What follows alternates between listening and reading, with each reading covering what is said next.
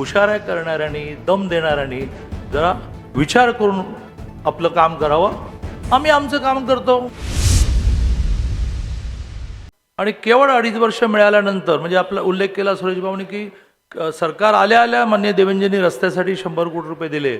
असं तिन्ही स्तरावरचं काम इतकं प्रचंड झालं आहे आणि त्यामुळे विजय आत्ताच झाला याचं एक मोठं उदाहरण म्हणजे सगळ्यांना एकत्र यावं लागलं.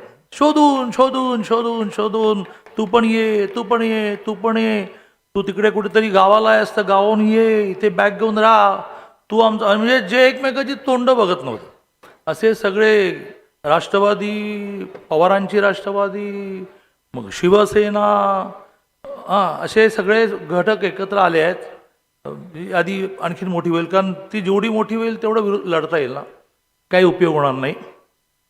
माननीय देवेंद्रजींचं महाराष्ट्रातलं काम, देवेंद्रजींचं सांगलीकडे असणारं लक्ष याचा विश्वास सर्वसामान्य माणसाला आहे आणि त्यातून प्रचंड मोठ्या संख्येने भारतीय जनता पार्टी केवळ RPIला बरोबर घेऊन भारतीय जनता पार्टीच्या बाबतीमध्ये शिवसेनेने असा आरोप केला की हे अधिक जागा द्यायला तयार नाहीत.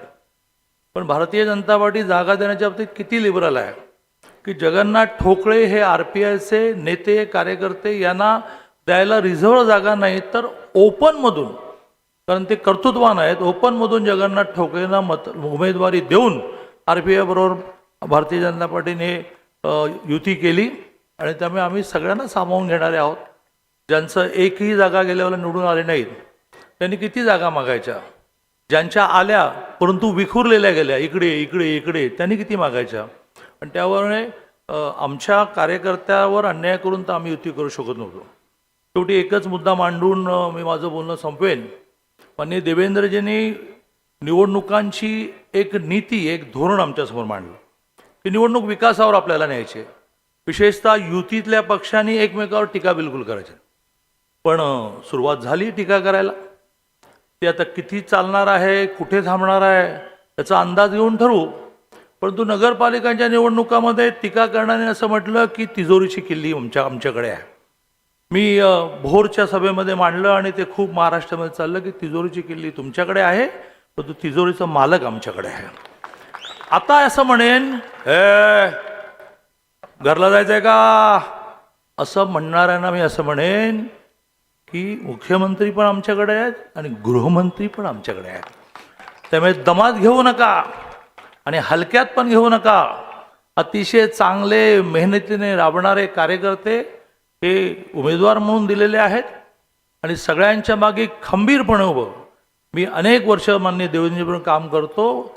एखाद्याच्या मागे उभं राहणं म्हणजे काय, इथे असणाऱ्या एकनेक उमेदवाराला, कार्यकर्त्याला, नेत्याला मी विश्वास देतो.